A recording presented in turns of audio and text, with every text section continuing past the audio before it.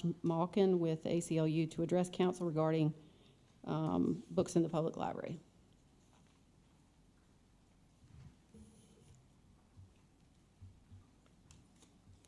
Good evening. My name is Josh Malkin. I'm the Senior Advocacy Strategist for the ACLU of South Carolina.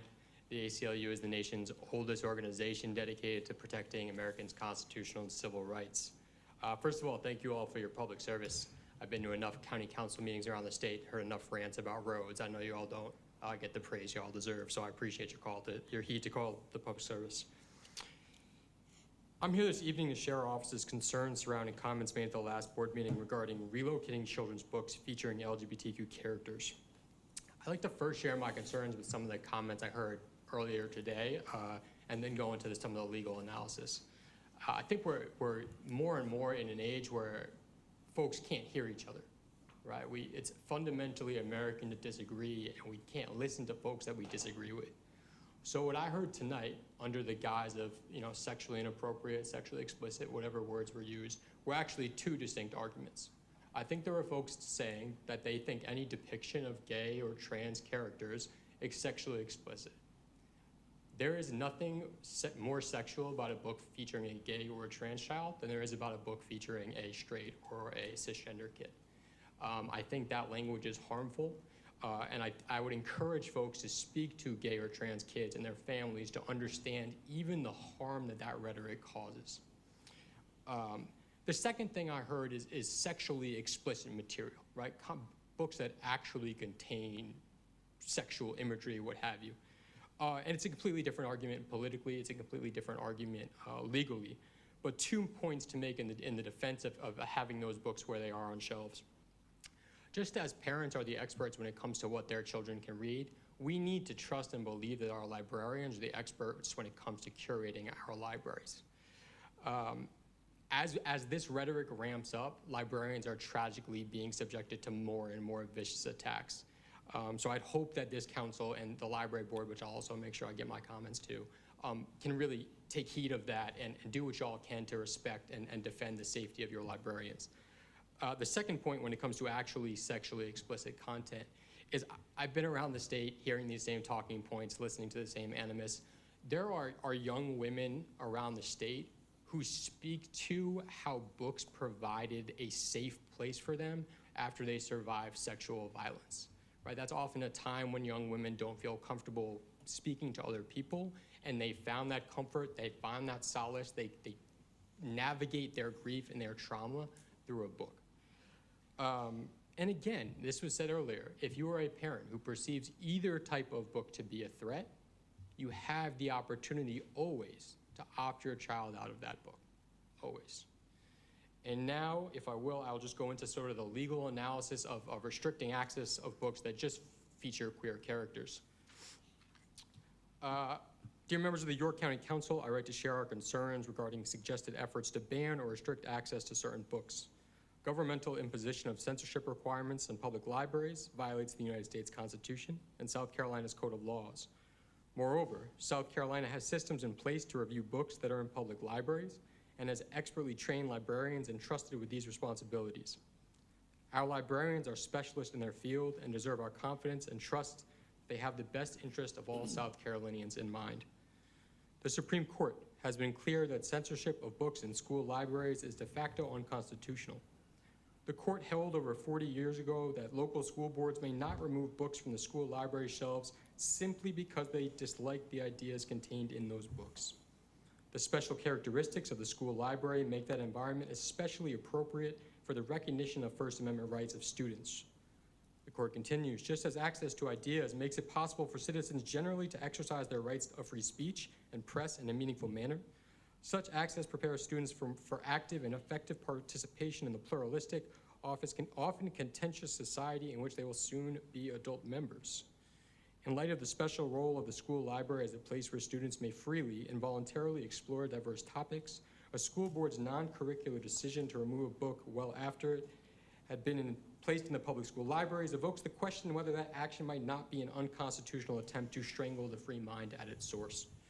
I know we're not here about schools. The principles set forth in PICO, a school library case, have even greater force when applied to public libraries.